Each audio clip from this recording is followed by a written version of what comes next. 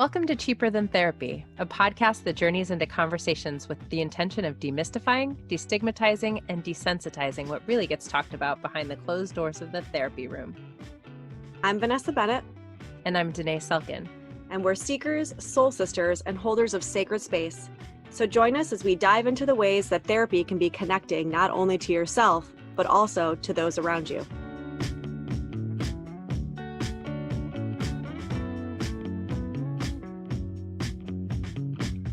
This is one of these moments where I feel like the universe has my back, because as we were sitting down this morning, you were like, Danae, like, what's up? Your energy feels a little, and I'm at this stage with my kiddo where he's not sleeping through the night quite often. I feel like there's a lot of like mommy resistance. And I was like, I'm fine. Everything's fine. I feel so much lighter after this conversation. It's amazing. Yeah, I think I need to have her on speed dial. Like, can you be my coach forever with parenting? Because, even as therapists, like, we know this stuff, like left brain, logical, know this stuff, but like, sometimes you forget your way, sometimes it's like, it gets muddy and cloudy and you just need somebody to remind you of like your knowing, right? Yeah. Like knowing through your central, like just head down through your heart, through your soul, not just your logical knowing. And she has a way of doing that. I think both times we've talked to her. So, and this isn't just for parents. I think this episode just isn't just for parents. And I'm pretty sure we probably said that last time she was here. It's for anybody who really just wants to be more conscious. It's anybody who wants to be more aware of how their household dynamics growing up, how their family of origin growing up, how that affects how you move through the world today and the kind of relationships you have today, and really challenges or poses the question, do you want to change those? Do you want those relationships to be different? Do you want those relationships to be more based in respect and in love? And if that answer is yes, then what she says is important. Yeah, well, I mean, it's reparenting work, which we talk about constantly, right? So like whether you have kids or not, this is sort of like the going back into your childhood to understand what happened to you, how you were held, how you were met, and maybe starting to meet yourself now in some of those ways that you weren't met, giving yourself some of that love and respect that maybe you didn't get. But I think we have to understand what it felt like for us as kids first. Right. Rather than expect those around us to meet it for us. Whether that's kid, whether that's partner, whether that's friend, whether that's whoever, they can't be those plugs in those holes in our soul. Like, we have to plug those holes ourselves. We have to not just plug them, we have to heal them. And nobody else can do that for us but us. I'm so grateful she came back. I really love this guest. You guys are going to so much enjoy this. So enjoy our conversation with Katherine Sellery. We have our first repeat guest here with us, and it's somebody that Danae and I were actually really excited to bring back. So today we're talking again with Katherine Winter-Sellery, and she is actually, she was with us back in November of 2020, which feels like a literal lifetime ago. Katherine is a 3-time TEDx speaker. She's a parenting coach. She's a mom of 2. And for over 20 years, she's actually been helping families thrive by using a guidance approach to parenting that is called conscious parenting. And we talked a lot about it in our last, episode together, but I'm sure we'll go over some stuff again for anybody who's new, who doesn't, know you and your background. And I think that's actually a really good place to start, is like, tell us how you became to be who you are. Take us on the journey of Katherine Winter-Sellery. Well, first of all, love you guys. I'm so excited to be back here. Like, I do tons of podcasts, and honestly, you're my faves. So, that comes from my heart. And we just have so much synergy, and I loved the last time. I can't believe, was it really like a year ago? Wow. I was blown. So like so many of us, I suppose we end up, doing what we do because of like our background, our life stories, our history, what happened to us, right? So I would say I had a family that loved me for sure, and were incredibly unconscious in the parenting, realm. So there was harm done. And I feel like, I'm a card carrying, I won't, let that happen to anybody else. Yeah, amen. So that's been sort of the fuel behind the movement. I had a brother who died by suicide when I was in high school, and I know so much of the pain came from just being not seen, not heard, not understood, not known from his perspective. It was more about being judged as uncooperative, or the bad kid, or the one that was just always in trouble. And what I remember is the narrative was, oh, your brother Chris, and all this kind of stuff. And honestly, I didn't see it any differently than they did, to be quite honest, until my adult life. And then all of a sudden, for so many different reasons, I could finally get above it all and realize that I talk a lot about the reactions, and that he was in a reaction to pretty much everything his entire life. And that I don't think is such a special story. I think it's a common story, and it's happened to many other people as well, where they're not understood and they aren't seen for the pain that they're in. And what they are expressing is the tragic expression of their unmet needs. And rather than being seen as the presenting problem, not the problem, it's that whole framework of, well, what's the problem behind the problem? That's the real problem. Right. They're just bringing the problem to us and bringing light to it, but they're not actually the problem, right? Family systems. Exactly. Absolutely. However, that's not really commonly known. It's extraordinary to me. It seems so obvious, but then I think about when it wasn't obvious to me. And that becoming obvious to me was a journey. And there were so many parts to the journey. And part of that was, I think, I feel like we talked about this last time, but I'll just touch on it again. This idea of the child being cathected by the caregiver. And the caregiver, who's also in a lot of pain, in this case, the mother was really the primary caregiver. And, they had their own stuff happen in their tragic backgrounds, and it just gets carried forward. This transgenerational trauma just gets passed on like a baton in a relay race. And so when that's brought forward and they were never seen, heard, and understood from their perspective, then they demand that their children see, hear, and understand them always. And there's only one perspective in the room. And I know that one all too well. That's one of those and it's theirs. And if you don't see it and feel it the way you're supposed to, you're disrespectful. And you're a problem child.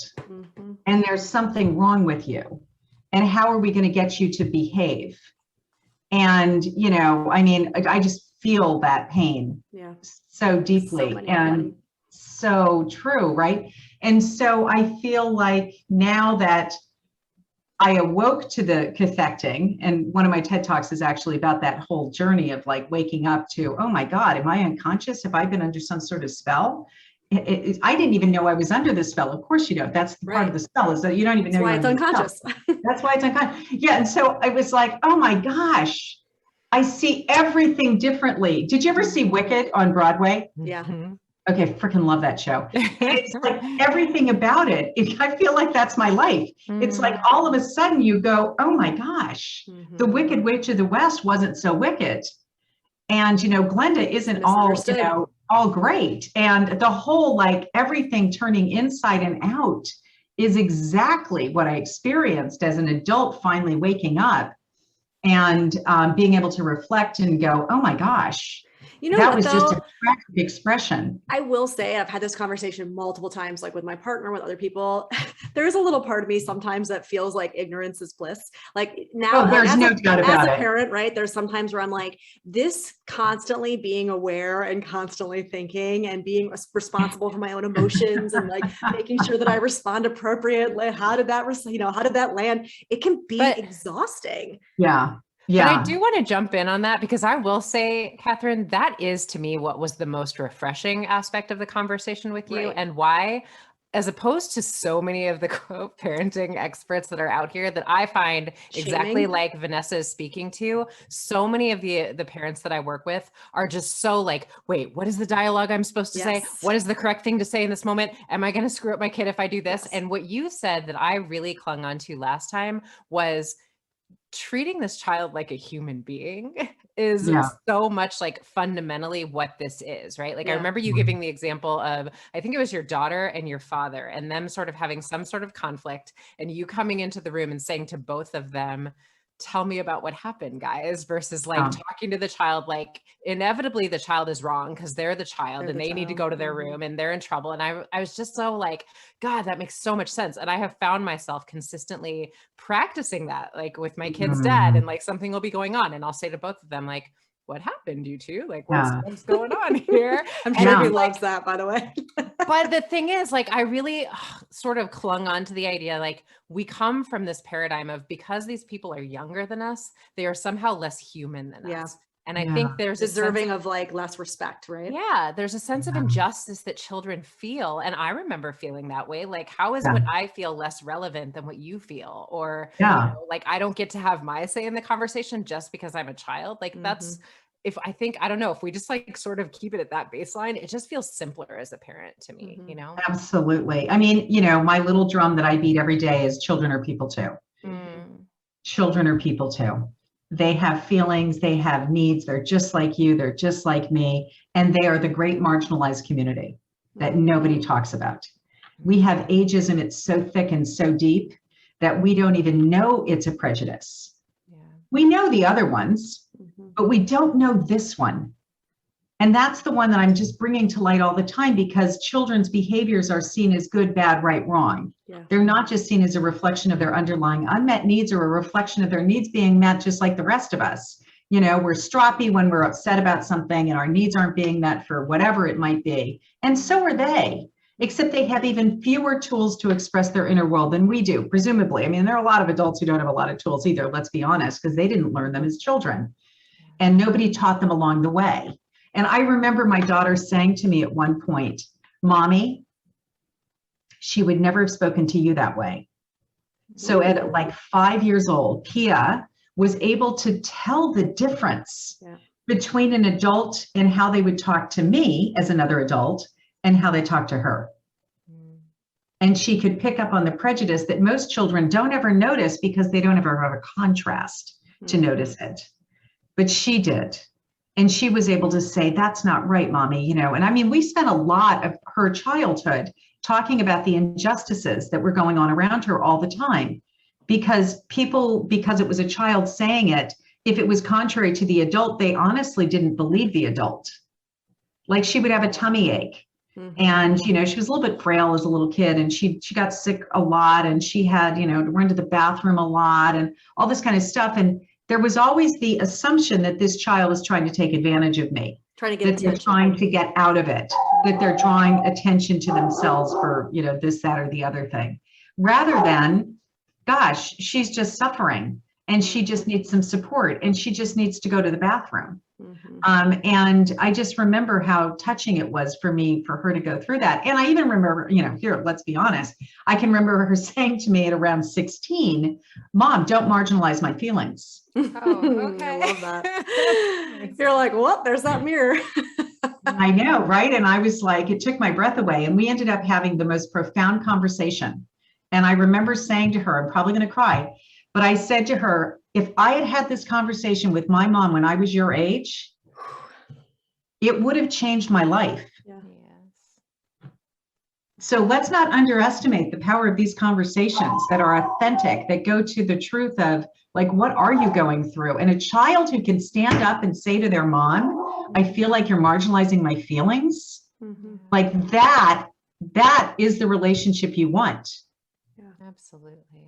Yeah, I think there's so much power in meeting whatever our children are experiencing with curiosity. You know, I realized the other day that my son has this way of saying, you know, like when he's frustrated with whatever the thing is that I'm asking him to do that he won't do, he started saying like, you have no choice. You have no choice back at me. And I realized that it's like really frustrating him and the way that he processes things for me to just say like, this is what you have to do. He wants options, right? Like he wants like we can do this or we can do this and you get to choose. But I was like, oh, he wants a choice. And somehow saying, bud, here's what we can do. You have option A or option B. It's been so like, I watch his nervous system calm when I give him those options, but he was like attempting to express like in his anger as he stomped away, he was like, you have no choice, Mommy. And like, you know, showing me where he was feeling frustrated. Listen, yeah. And so clear, such a clear message. I mean,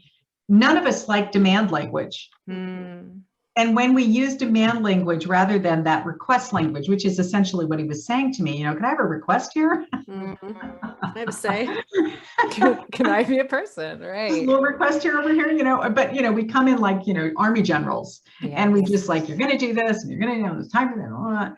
And there's no consideration for what came before and what they were in the middle of. And when they don't do it, then they get in trouble. And that actually was the story I told last time about my dad watching my daughter, Pia. And I'd gone out, and when I came back, I'm like, Dad, where's Pia? And he's like, well, she disrespected me. Those were his words. She disrespected me. Oh my God, honey, what happened? Well, I told her it was time for lunch and she didn't come. Yeah. She didn't come. And when I spoke to Pia, she was like, I was just finishing my drawing, Mommy. I was just finishing my drawing. I don't even know what disrespect means. Yeah. But obviously it wasn't what I was doing, right? And then it was like, oh, we've had a breakdown here. But the beauty of that is that my dad later came to me and said, it's a better way. Oh, well, that's profound. I can't ever imagine doing that. Yeah, at 87-year-old, I just let him sit with it. We did my little mediation, and then a couple hours later, he came to me, tears in his eyes. It's a better way.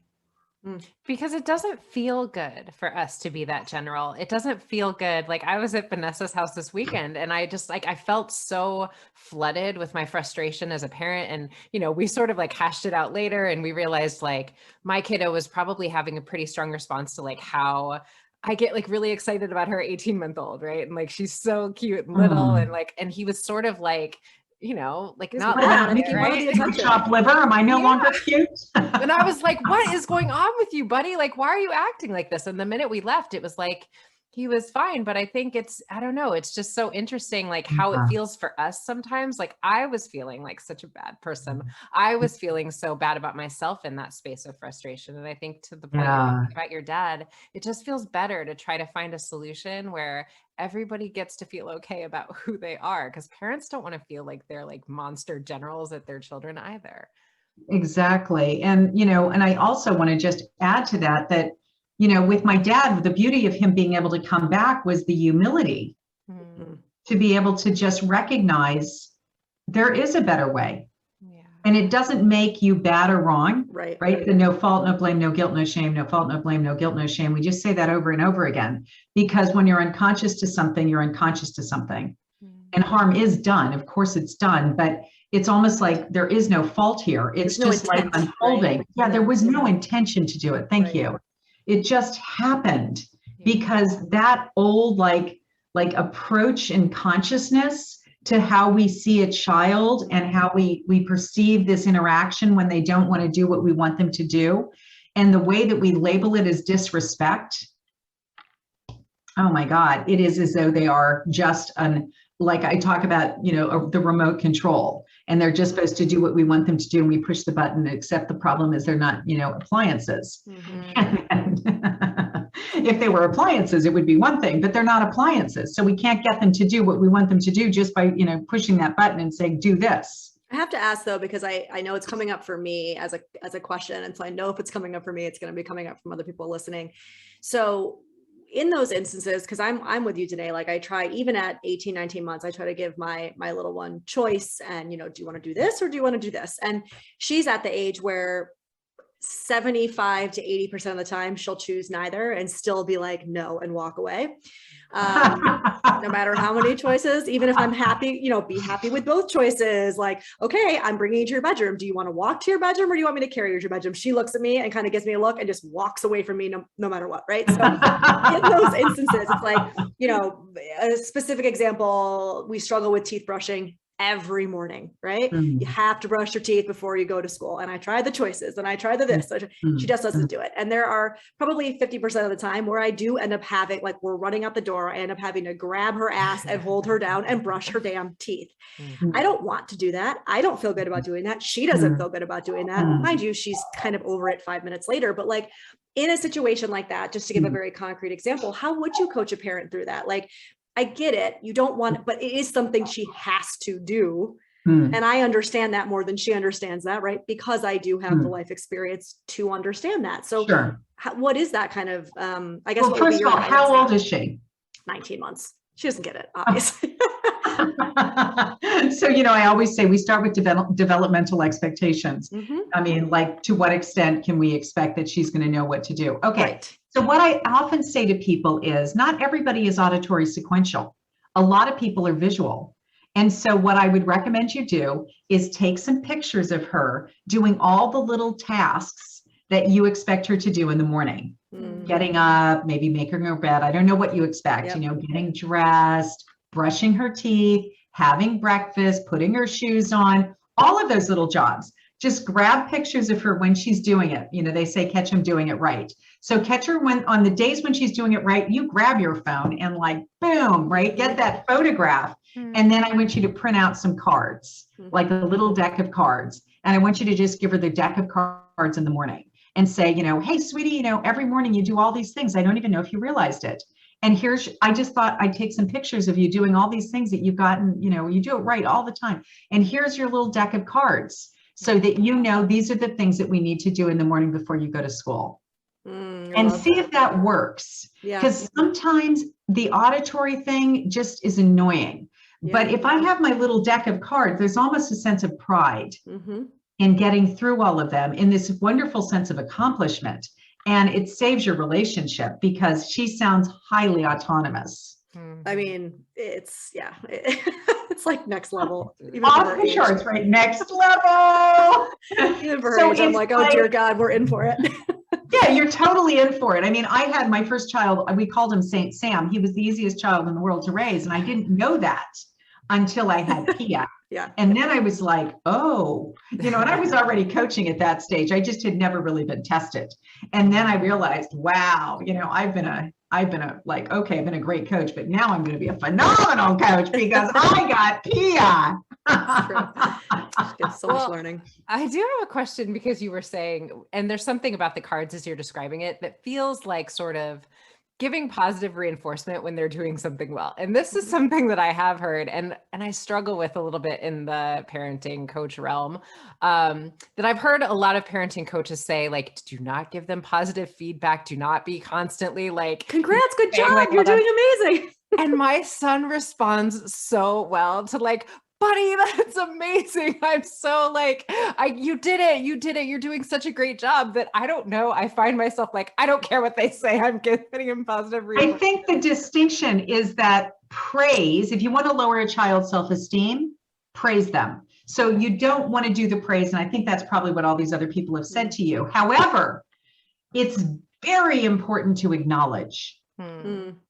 And there's a distinction, right? So let's feel into the distinction. Yeah, please. Praise is about you have met my standards, so I can tell you I'm proud of you. Okay. Right. Which is why saying I'm proud of you to me is like, I'm going to go off the deep end here. It's like the ultimate in child abuse, right? It's because then it makes it all about you. And a lot of children will say, well, what if I hadn't done that? Would you still be proud of me? Like, are you only proud of me when I do the things that you want me to do? Are you proud of me when I exercise my self-determination? Are you proud of me when I say no to you? Or is it only when I please you? Right? So you can feel how like nasty that proud word is, because it really is about I'm proud of you when you please me, or I'm proud of you when you give me face and make me proud of what you're doing. And then it's all that sort of thing of, oh my God, your children are not a reflection of you. Right? They're a reflection of their God-given greatness. And when you can say, oh my God, you take my breath away, and that's not, I'm proud of you. That's completely different, but I am acknowledging the spirit that you are, and the way that you show up takes my breath away. And I love the being that you be. Now that's about acknowledging them for their beauty, but not making it about how I think about you. It's kind of like this little thing. Accomplishment is, when you worked so hard on that, I just felt like you just put so much energy and effort in. I really admire that. I really admire people who work that hard. Now you're just sharing a value. You're not saying I'm proud of you, but you are acknowledging them for the effort and the determination and the tenacity. So it's about, I love that trait. And that's an incredible trait. And you acknowledge it because then you say, what do you feel? How do you feel about that part of you? Like, what is that like for you? And then it's always them going back into themselves going, I love that part of me. That's a part of me that I am so proud of. And I can have a child come home, like daughter used to do it all the time, and say, I am so proud of myself. Aww. And I would say, congratulations. Yeah. So I want them to be proud of themselves for their effort, proud of themselves for the traits and characteristics that they feel proud of, but not make it about me and whether I'm proud of them for that. It's almost irrelevant, but I do want to acknowledge it and let them know that I saw the effort or I saw the kindness and that touched my heart, right? And so I'm in it with them, but it's not about them meeting my proud line. Yeah. I think why it feels challenging is I'm thinking like specific example, like my son came home with like a packet of stuff that he had done at school, and he was so excited to show me what he'd done, right? Like I could see the pride in his eyes, like looking for like, basically like, mommy, are you proud of me? And I was like, look at what you did. You did such a good job. You did these by yourself. And I feel like that's essentially me putting, and I did feel proud of him. I felt like, oh my gosh, I can't believe you're able to do all of this already. But I guess, I don't know. It's sounding a little bit like acknowledgement to me. I mean, maybe it's a you really were acknowledging him. You were saying congratulations. I agree with you. If I were you, I'd be proud of myself too. Okay. So, I mean, it's one of those, it's like I spend like weeks on this, praise versus acknowledgement, because it can be confusing. Mm-hmm. The easiest way for, I think, parents to just start grounding themselves in the principles are to understand that you can be with your child in their excitement, and you can say to them, congratulations, how do you feel about that? I admire, I respect. And you can share that, yeah, I really admire the way you dealt with that. Yeah. I respect you so much, all the effort that you put in. That's so impressive. You can do all that. Just hang away from the good job, you make me so proud, the stuff that makes it about you. Okay. Yeah, I mean, I'm thinking even like potty training, right? Like to bring it back down to the younger age again, it's like that she's been doing it kind of on her own in the evening, just and she feels it and she goes and she's done it a few times, and I have said, I'm proud of you. But there are a couple of times where I've been like, you did that, you felt that, and you told me, and you walked yourself over there and you did that all by yourself. Like, that's amazing. And so it almost feels to me like you are putting the emphasis on the buildup or the lead up to the thing they accomplished. Like, oh, you thought it through, you put a lot of effort into that, versus like, you did this thing, which like the thing can be fine too, but that thing that I'm putting the attention on really, it disregards all of the stuff that went into you doing this thing. And that feels a little bit more like the buildup to like that self-esteem. It's like, oh, I had tenacity, I had, determination, I paid attention to my body, whatever we're talking about. Those are the things that I want you to pay attention to, right? Not just itself. Yeah. You've got it perfectly said. It really is about them being able to say, oh, I'm tenacious, or I work hard, or I stick to things. I don't give up. I keep trying, I. So then they have that sense of, this is who I am. Yeah. I am that person who works so hard. I am that person who doesn't give up. I am that person who, is committed, or who cares, who is kind, who, shares, whatever it is, right? Like that sense of, rather than good girl. Yes.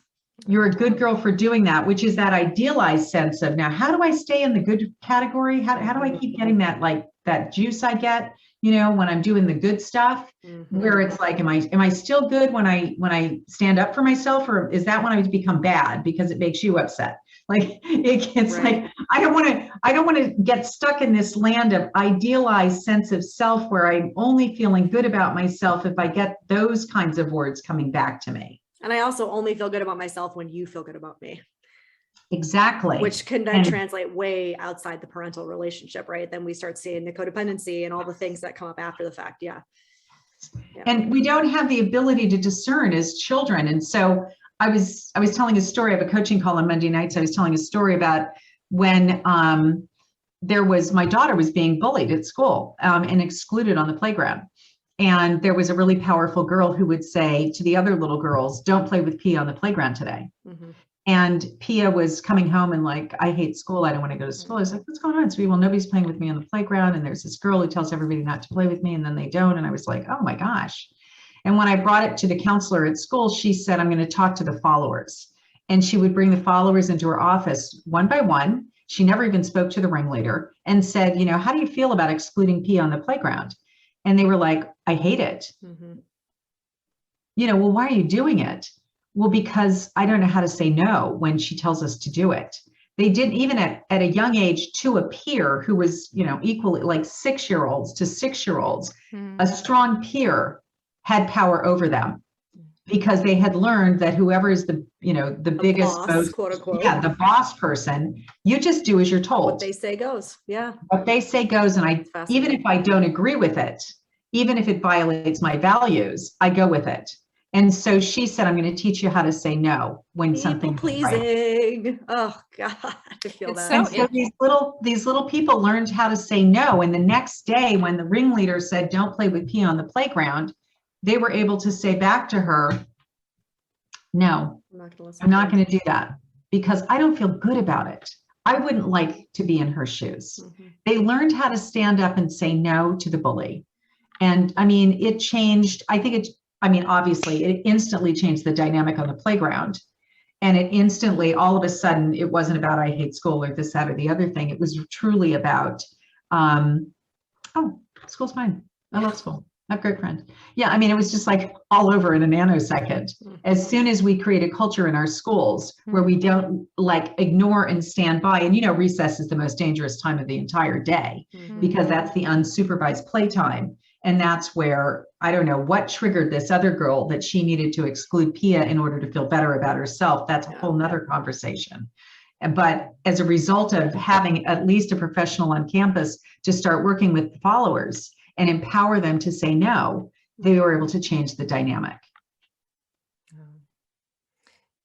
It's so interesting, you know, just even as I'm listening to you, like, and you're saying the thing, people pleasing, I do think that there's different levels of the ways that our children, you know, like just their innate ways of being. You know, my son has some of that tenacity that you're talking about as well. Like, it's just fascinating the extent to which he will not be controlled. He will not be told what to do. And I tell his dad constantly, I'm like, he's got tons of Aries energy. Like, you can keep fighting this kid, but it's gonna be that forever. And I think I don't even know what my question is, I guess, except is more of our work to just sort of hands off when that is what that child is versus like, I don't know, like there's something in like, I feel like a lot of times we feel like we have more work to do as parents than we actually do, where they are sort of innately who they are. I don't know if like I'm articulating, but that's what is coming. Well, you know, what's come to mind when you said that is that, you know, I might've said this last time, I'm not really sure, but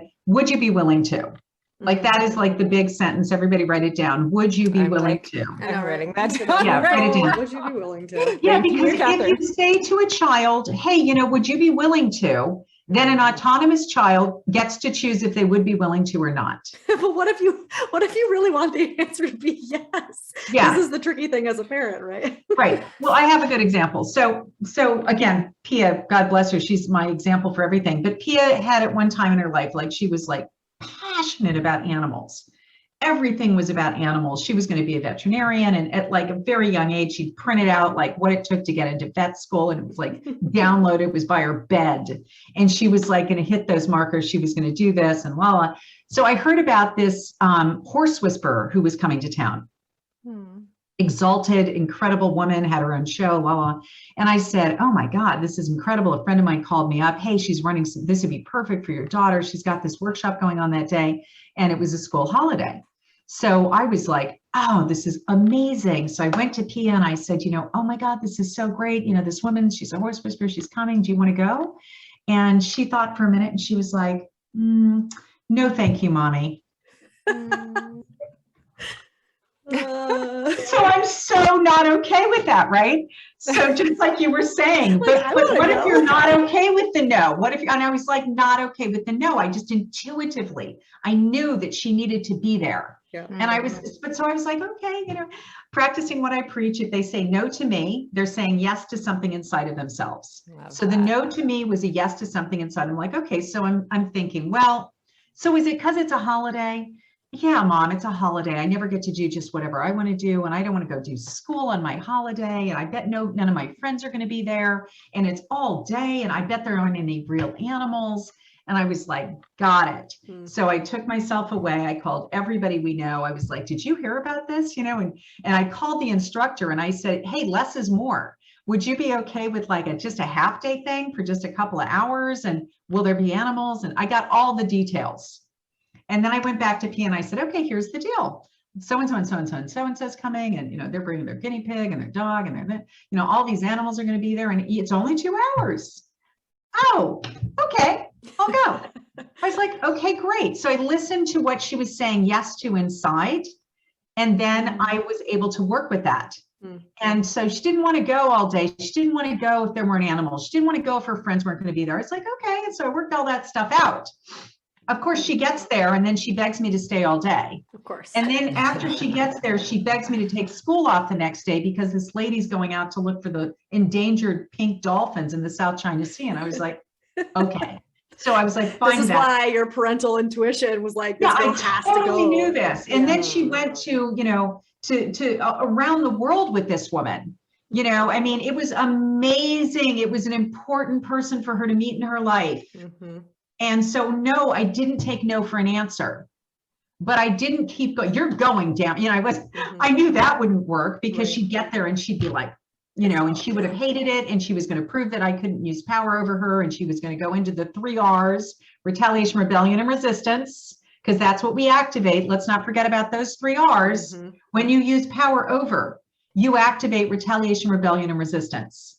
And 75% of behavioral disruptions are retaliation, rebellion, and resistance. So when people come to me to talk about their problem child, I just lean in and listen to hear for one of the 3 R's. And I always hear one of the 3 R's. Every problem child is actually exhibiting the secondary problem, the reaction to the power being used over them. It's not the primary issue. And if they want to eliminate all the R's, then they have to change to a guidance approach to parenting. Right. And be able to listen and acknowledge that the child's a human being and that there's something going on inside of them and that you're going to be with that too. And that you're not the only one who's just like pushing. So that's how you do it. When they say no to you, they're saying yes to something inside of themselves. So what are they saying yes to? And get curious, like you said a minute ago, right? You get curious about what that is. And when you get curious about what that is, it changes the dynamic to connection. Like, I'm actually really interested, like, what is going on for you? Like, I can see you really don't want to go. And, or, whatever it is. And then you get all this information, you get flooded with information. It's like, oh, okay. It's really interesting. I'm just, we had a little bit of a conversation about like Jung's work last time you were here. And I very much believe in synchronicity, Katherine. And I feel like you came on in a moment where I didn't even realize how much I needed to talk to you. But this is just so deeply helpful because I have a 4-year-old who is just so in the space of asserting self, and like those 3 R's are like run amok. They're everywhere. Yeah, they're all over the place, and I'm like, I barely move in my room. I feel like I'm failing at life. I told Danae the other day, another parent said something about their 4-year-old, and they were like, "Oh yeah, haven't you heard? They call it the fuck you 4s." I was like, wow, that is such a way to look at it. It's so true. That's literally where I am right now. But such a good frame, like reminder, it's a developmental thing, right? Like we have to remember that like their ego goes through very specific stages of development. And so it has 0 to do with you and everything to do with them, Yeah. And of course, if you're using power over, it's just going to be a mess. Right. It's that knocking horns, like you were saying earlier. Yeah, completely. I have to kind of like change a little bit because I do want to ask you this question because it's something that Danae and I talked about being curious about before we got on. I'm curious. So the last time we talked, November 2020, I mean, really, it was only a year ago, and yet it kind of feels like 10 years ago. Like we've been through so much in such a short amount of time. You know, and doing the work that you do, I guess the question I have is really around what have you seen? I'm not even really sure how to pose this question. It's like, what have you seen in this last 18 months to kind of, now we're creeping on almost 2 years, right? The pandemic, like people being stuck at home together. I mean, parenting has become, I think, so much harder. You know, we're all under great stress. We're all kind of functioning in this fight or flight response almost constantly. I mean, it is slowly starting to lessen, and then all of a sudden it snaps back too, right? So I can't even say that. And I'm just curious, I guess, from your perspective, like, what have you seen? What are you noticing? Do you feel like any of the parenting advice or guidance that you give has had to change because of this, or, you know, has it altered the way you look at anything? I don't know. That's a big question. I guess I'm just looking for, you know, your thoughts on this. Yeah, well, you know, I'll just give you some of the stories. And so, you know, they usually tell a lot of what's been going on for the families that I've gotten to work with. And I know that for one of the families, what happened was that their child didn't do very well at home because she was the kind of kid who really needed a classroom, and she needed the structure of a classroom. She needed to be able to go in and have like someone at the front of the room, not on a, you know, computer. And then after the computer screen goes black, be responsible for everything. So the kids who have really strong executive functioning skills did fine. The kids who don't have really strong executive functioning skills, who need the container, did not do fine. And she was a cheerleader. This particular gal was a cheerleader, and she was so excited because school started again. But then they wouldn't let her be a cheerleader anymore because her grades fell. And I was like, okay. I mean, as you know, as your coach, I was like, either you call the school or I will, or I'm calling the school, because we are not going to let this happen. This is so not okay with me. You know, global pandemic, people. Come on. Can we give each other some leeway a little bit, please? Exactly. And I said, this is just unacceptable. You know, we have kids who have suffered and gotten by and done the best they could. And then I used like USC, because my daughter was at USC at the time. And USC went to pass fail for anybody who wanted it. And they allowed you to go to pass fail even after your grades came in. So, I mean, they accommodated that. You know, my daughter finished her last year at USC on a sofa in Denver, right? I mean, it was like unprecedented. Right. And we're talking about people who aren't going to get to be cheerleaders anymore because their grades fell in a high school. No. Shame on you. No. Outrage. However, to their credit, after there was a phone call, and I didn't make the phone call, I empowered that parent to do it. And they were just assertive. They weren't horrible. They just called up and said, you know, look, I'm really upset about this. And, you know, I was hoping we could maybe have a conversation. Would you be willing? There it is, to talk with me about, you know, what's happening with my daughter. And, you know, she didn't do well from home. It was so hard for her. And anyway, the school was like, you know what? We hadn't thought about that. Which is like, really? You hadn't thought about that? And, like, good for them. And you're right. We're just going to put that rule aside right now, which is, you know, you can't fall below a certain academic standard. And if you do, you can't be on the football team, or you can't do, and all this kind of stuff. And so she was able to get back on the team. And I was personally very happy, because that was one of the ways that she felt good about herself. You know, she was able to go out there, and that gave her joy, and it gave her connection and community and friendship. And all of a sudden, the one part of her life that she rocked, that was taken away because of this other thing. And we're back in the land of rewards and punishments. Right. And it's due, you know, we're going to go. So it's not about what you do to someone. It's about, if they're struggling, then, well, what is going on for you? It sounds like you really needed some extra support. And with the pandemic and nobody getting together in person, you weren't able to get it. Let's get you what you need now. Let's get underneath this. An increase in compassion, curiosity, and an attempt to understand. I mean, it feels like those three things, I mean, they should be there always anyway, but even more so in the last 18 months, like really needing to strengthen or tap into those abilities, I think, for kids has been so Well, and for parents has been so important. So that has been, I mean, that's one of many stories of what it's really been like for parents whose kids were not, I mean, I have somebody who was telling me about one of their kids who really has like loved being at home, like rocked it, has all of those like executive functioning skills, boom, boom, boom, gets everything done in like an iota of the time, and then gets to go out and just like, this is my oyster. Yeah, this is my oyster. I am loving this. I never want to go back. I can do so much. I can do it so fast, and I can have so much more time. Those kids love this.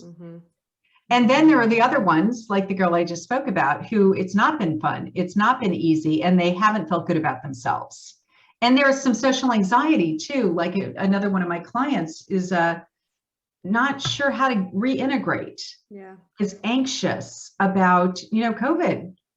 And some of the kids in class, are not going to wear masks, for example, and there's still that thing going on. And it's divisive. I know, like, there are probably tons of people on this, podcast who are going to listen and be like, yeah, they shouldn't wear masks. And others are going, yeah, they should wear masks. But I don't have the answer to that. All I know is that it's tricky. And it's causing a lot of anxiety for our kids. It's tricky. It's causing a lot of anxiety. And these, public health policies, whether you're pro this or pro that or whatever, they're always tricky. And the more we can be in that space of, now tell me a little bit more about what, your perspective is again, rather than, I'm going to tell you why you're wrong. Do this. You're going to do this because I said so. God. It's so funny. I work with a lot of couples, and I feel like I'm so struck by so much of what you're saying feels so similar to the tools that I use with couples. It's really just meeting another person with curiosity in terms of like how they process the world versus how you process the world. And I think a lot of times, like, we just really want someone to be experiencing the world the same way that I do. And I think that is true of our kids as well, right? Can I be curious about what is happening for you, what this feels like for you that might be very different than how I'm experiencing it or I might react, Well, and also to speak on that today, it's like that comes back to, as a parent, if I am so desperately, and again, unconscious, so it's not like there's malicious intent necessarily for the most part, but if I am so desperate to have the world seen through my eyes that I put that onto my child, there's something about that I need to look at, right? Like, there is some inner child healing work that I need to do around validating myself, so that I don't need my child to validate it for me, right? And so many of us walk around doing that. Like you said, whether we're doing it to our partner or whether we're doing it to our couple, it's like, we don't understand that the crux of so much of this, putting it on other people and this desire to be seen and known is such a childhood wound that we're going to continue walking around throwing other people until we really get in and try to heal that at the source. Right? Yes, absolutely. That's it. That's exactly it. That whole idea that children are people too. And we spoke about last time, like, for me, that the big thing that doesn't happen is separation and individuation. That's that big one. I know for myself, and maybe you guys have had that experience as well, seriously, I know I'm older than you. At 50, I realized, oh my God, I never separated and individuated. Whoa, how did that not happen? And it was not allowed. It was considered a betrayal. That's how it didn't happen. It was like your life depended on not doing it. Yes. So you do it, and and your life is at stake. You'll pay big time for it. And that's locked in right now. That's locked in so many different ways, where it is really all about, I'm right. And if I have to break you for you to acknowledge that I'm right, then so be it. And I will be doing you a disservice if I don't. God, I feel like you're speaking about the collective right now. Like, I am. I know. Like, exactly. I'm just so struck by, like, if we can all just meet everybody with a little bit more curiosity versus like certainty that my side of the aisle is right. Yeah. My God. Yeah. Yeah. And we can see how it starts in our family. Right? Our little family of origin, where these little dynamics are playing out between us and our parents. And then those little dynamics become the world stage, which is why, heal a family, heal the world. We just need to start at home. Yeah. And if we can all just have conversations with our family members that in and of itself, we can heal those relationships, then we might be able to heal these relationships. But it's hard for us to start working at this level when we can't heal the relationships at the micro. Right. So, you know, sometimes people are like, oh, I want to make such a difference in the world. And I'm like, well, then, you know, maybe you could start talking to your sister. I know it's been 15 years, but, you know, maybe we could just start there. And, you know, and maybe if we can figure out how to like build that bridge, then, you know, then we might be able to build that other bridge over here. You know, we can take on the Palestinian crisis a little later. It's true though, right? It's real though. Yeah. I mean, it's heal thyself. It's like, you know, going out and running around trying to fix other world's problems, I mean, is commendable. And also, where do you learn those skills? Where do you learn the nervous system ability to tolerate and handle the conflict and this and that, everything that goes into that, right? It's like, well, within the walls of your home. Yeah, absolutely. You know, there's Ram Dass, you've probably heard that. So you think, you know, so you think you're enlightened? You know, go home for the weekend. Go spend a weekend with your family. Yeah, I can do that cave in the Himalayas. I've nailed it. There's nobody there. There's nothing to trigger me. We were adjusting that quote this weekend to have a child. If you think you're enlightened, go ahead and have a kid and then see how enlightened you are. I'm trying to think of what quote it was. I can't remember who said it, but it was something about how having a child essentially disrupts like your ability to think that you're this perfect person, like that you think you're this great person, then you have a kid and it completely throws that out the window, right? Like, I'm such a good person. Wait, no, I'm not. I'm struggling. Absolutely. Yeah. Yeah, absolutely. So there's that whole sense of, you know, within our own families, like what does it take to heal those relationships? And we just, you know, I know for myself that, you know, the dynamics and all of the things that I got to work around and with have honed my skills. You know, I mean, it really is that, you know, okay, I'm just going to appreciate that I rock at this because I got to, because I got to. And if we can turn that into that as an opportunity and look at it as, you know what, everybody is always doing their best. I mean, I know that's debatable, but I do believe that. And it is whatever their like what is their world paradigm? What is it that is that space that I'm working from and working within? And that's the one that we're working with, right? Going past those like boxes that we believe that we're supposed to do and the should lists and all the rest of it. And I think that's where the love and the compassion kind of transcend. Well, you choose to believe that. It's like, I choose to believe that everybody is showing up and doing their best. And if I act out of my choice to believe that, I'm going to come at people with compassion and curiosity rather than, you know, you're not doing this, you're not doing right. It's like, maybe they're not, but I'm going to choose to believe that regardless, you're doing the best that you possibly can in this moment. And that really takes away the finger pointing and really opens, even like, and as I'm saying it, like the felt sensation in my body, it opens me up to being like, what's going on for you? Yes. Right. Yes. Yeah. It's so true. And every time, you know, I get triggered, it's always for me just like, oh, wow. Okay. Like, what is that about? Yep. What's going on for me? Right. Yeah. It's always, I'm pointing that finger with 3 more pointing back at me. And obviously whatever you're doing is activating some part of me that I have disowned. Right. Yeah. Yes, exactly. And just knowing that, and that was so beautifully said, that, you know, that gives me a context, that gives all of us a context to be able to be with that something. To be able to turn toward that something, not to be identified with that something, but to be bigger than that something, but to know it's there. And, you know, that's one of those like context holders for me, is to get bigger than what's bugging you, but to be with what's bugging you. And so that there's that capacity to be with, you know, I mean, I think we have a felt sense in our bodies of noticing like, there's a something, and it's, you know, it's right here, you know, in the nape of my neck. Or, you know, it's in the middle of my chest and I can feel it. Like that thing just got activated from this event, this external something that happened. And it's giving me an opportunity to be in touch with a part of me that I have no contact with. And I'm so thankful you can say to this person that activated it, thank you for bringing this up for me. If only. And when you talk, you know, about your son and his dad and like that, you know, that thing that gets into it, I would say he could turn that into a thank you. But that's the other side of it, right? Like these children do end up being these unbelievably powerful mirrors for our unhealed inner children, right? Like all of the things that we have disowned in ourselves, all of the things that we felt shamed around or, you know, had to suppress within us, like here it is being presented, all of your activations for you to say, okay, so how can I meet myself with so much compassion around the fact that I never got to feel these things that I'm feeling so deeply triggered around as I see them in my child? Should you choose to accept that challenge? That is the mission. Absolutely. That is the mission. The mission is that your teacher arrived. Your teacher's about this tall. Your guru has arrived. Yeah. Your teachers come through and they're now living in your house. It's like Yoda, right? You know, I see everything around in your house. as Yoda.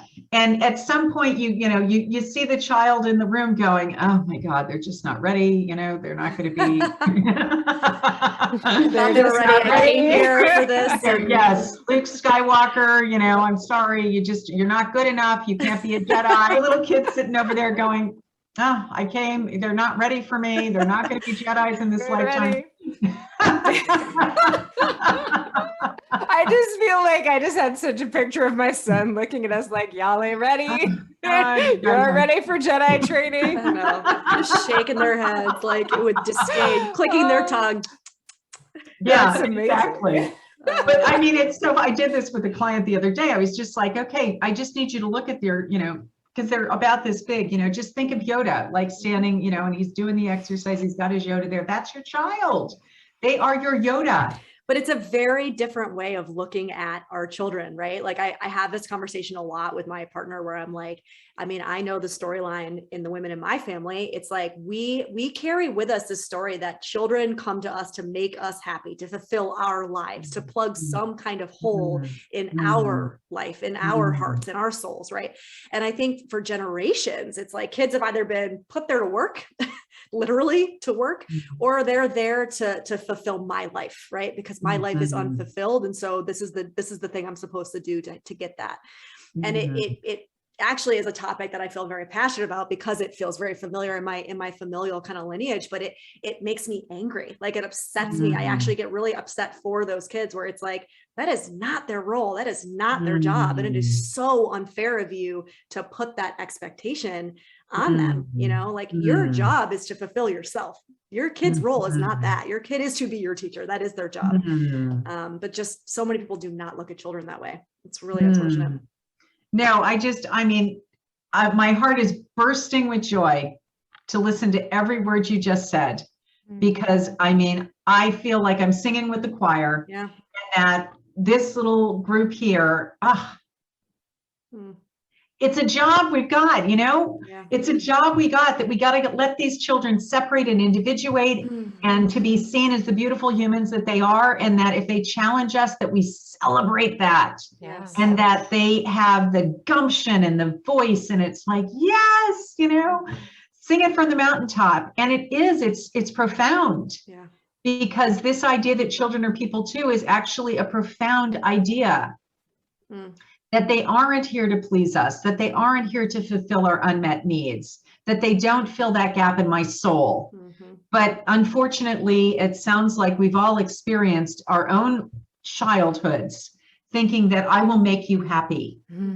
I will fulfill you. You don't need to have that hole in you.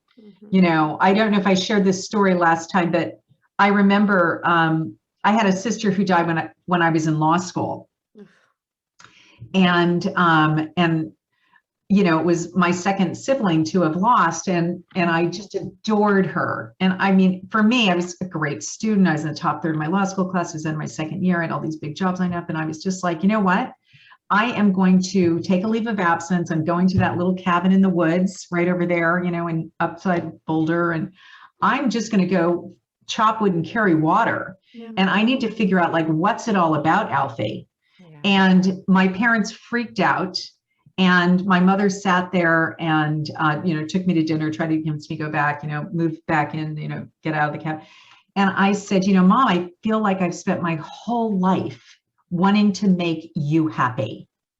And she said to me, oh my God, your brother told me the exact same thing. Oh, yeah. And that's when I was like, oh my God, this is like a permeates. Like a She, of sickness, course, like didn't even know it. She didn't even know it. And it's interesting that I remember you telling us that, Katherine, and it's like, we can have the awareness of something and sometimes not know how to stop it too, right? Yeah. Like, obviously, like there was an awareness of like, there was no idea I'm that causing my child pain, but I don't know how to do something different, you know? Yeah, that's. Yeah, she perceived, I think I told you guys, she perceived that, you know, when he was struggling and he was in therapy and this and that. And I just remember her saying, it's always the mother's fault. No, she perceived it as blame. So familiar. Yes. It's always the mother's fault. And I can remember at that young age, for me, I was like, no, Mom, you're great. You're amazing. You're, you know, I was like just pumping Mom up, you know. And that's where the need to break it out of the blame game, right? It's not your fault. You're not to blame, but there has to be some responsibility taken now. We have to just be responsible for these deadly patterns. Yeah. They are deadly. They cause so much harm and they're so painful. And if we're stuck in, it's not my fault, or I won't be the one that's blamed, and obviously you're blaming yourself. Yep. You know, stop blaming yourself and let's just get on and do the work together. Yes. Because we can just move past all of this. Mm-hmm. And we don't, if we get stuck in the whose fault it is world, well, it's nobody's fault. It just came down through the ages. It's societal. It's been passed down. It's everywhere. Yeah. We've been swimming in this bowl and it's got this water and it's polluted. And so we just clean up the act. Hmm. Yeah, it's like your dad said, it's a better way, you know. I think it's simple. Yeah, it's a paradigm shift that we have to embrace. Like nobody's at fault here. It's just there's a different way to do this, you know. There's a different way to live our lives. And I did actually share that story you just told with a friend of mine who is, you know, an adult woman in her 40s, still completely living for her mother's approval and what her mother would say about this and what her mother wants. And, you know, I was saying, I think that you have this idea that like, there's some thing that I'm supposed to do with my life that is going to make my mom feel proud of me, like I've done enough for her. And that is actually not what I believe the purpose of life is. I believe the purpose of life is, like Alan Watts said, to live. That's it. Mm-hmm. Just to, you know, maybe go out to that cabin in the woods and chop some wood, whatever that looks like. But I think we really lose track of like what we're supposed to do here. We're just supposed to experience this life, you know? Did I tell you that this was like the guy's cabin? He was a student of Alan Watts. Did we mention that last time? No, I don't think that is so wild. So I literally, he had been one of Alan's students. He had everything Alan ever wrote, ever spoke, ever recorded. I literally was put into the Alan Watts fishbowl when I did my chop wood, carry water. And I was just, I love Alan Watts. I was like, hold on, did I tell you about Alan Watts? See, synchronicity. Exactly. I was just telling your story. That is amazing. But not. And he used to say, does it do us or do we do it? That's right. Does it do us or do we do it? And that pretty much, boom, right there, that one-liner. You can just contemplate. Does it do us? Does it do us? Does it do us? Or do we do it? Mm-hmm. Are we the victim or are we the source of our experience? Oh my gosh. Well, I think that's a perfect line. We could do this all day. I love that line to be like, that's it, guys. Yeah. You just got a little sampling of Katherine and we're going to stop it there. But so much wisdom. And I think you were so unbelievably helpful. Thank you for not only the way that you speak to parents with so much compassion, but that you give these tools that to me just feel like they're not shaming parents for what is really, really difficult to do. We all want to do right by our kids. We all feel overwhelmed and like we're doing the best we can. But I really appreciate the way that you speak so compassionately to parents, because to me, not everyone does that. And I feel like it can just feel like you're failing no matter what a lot of times with some of the parenting advice. You know? And it doesn't feel like I have to read a script to be a good parent. Like it doesn't feel so robotic, right? Which I think also can be the way that some of these people come at it. It's like, in this situation, you say this. When they say this, you say this. Exactly. Right. And to your point, it's like, oh God, what do I say? You know? Yeah, I used to teach that way. You know, I would say like 20 something years ago, I used to have that whole script around, you know, like, okay, who's in the problem zone? And if they're in the problem zone, you do this, or you're in the problem zone, you do this. You know, like the script. And then I finally realized it's all about connection. Yeah. That's it. And if your heart is there, and all you're really interested in is that no matter what, we connect on this, and that that, I'm just trying to understand you from your perspective, and I have my own perspective, but I love and adore you. And that never gets to come into question here.